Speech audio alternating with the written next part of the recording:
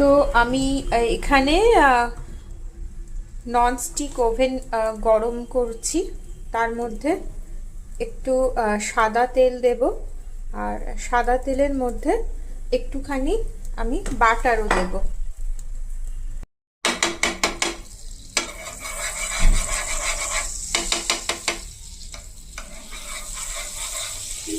এটা যতক্ষণ হালকা গরম হচ্ছে আমি আঁচটা কমিয়ে দিলাম, আর ওইদিকে আমি শিকের মধ্যে একটা একটা করে চিকেনের পিসগুলোকে গাঁথতে থাকবো।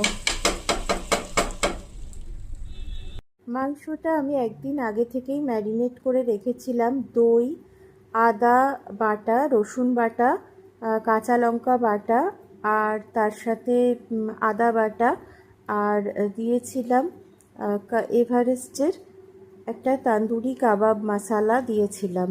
সব কিছু দিয়ে, আর তার সঙ্গে ভিনিগার দিয়েছিলাম। তো এই সব কিছু দিয়ে আমি মোটামুটি অনেকক্ষণ পর্যন্তই ওটাকে রেখে দিয়েছিলাম। তারপর একটা একটা করে এইভাবে শিকে গেঁথে নিচ্ছিলাম। জিনিসটা দেখতে কিছুটা এই রকম হয়েছে। আর ওইদিকে আমার কড়াইয়ে মোটামুটি এই যে রেডি আছে। তো এটাকেই আমি এই একটু এদিক ওদিক করে নিয়ে সব দিকটা যাতে তেল মিশে যায় এই করে আমি এটাকে একদম লো ফ্লেম করে আমি এটাকে চাপা দেব।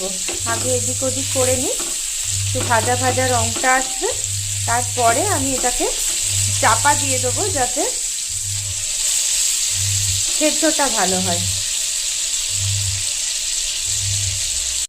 গাঁথা রেডি হয়ে গেছে। এরপর আমি এটাকেও ওই একটা সাইড করে এরকম দিয়ে দেবো। আর এইটা এই যে হালকা হালকা রেডিশ কালার হয়ে গেছে, তো ওইটারও এরকম রেডিশ দুপাশটা কালার হয়ে গেলে তারপরে আমি একটুখানি চাপা দিয়ে লো ফ্লেমে রেখে দেবো। ভাজা ভাজা কিছুটা রেডিশ ব্রাউন কালার চলে এসেছিল, তো আমি একটা এই থালা চাপা দিয়ে দিয়েছি।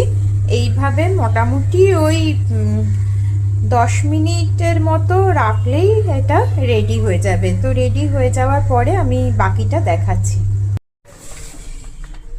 রেডি আমার ঘরোয়া চিকেন কাবাব।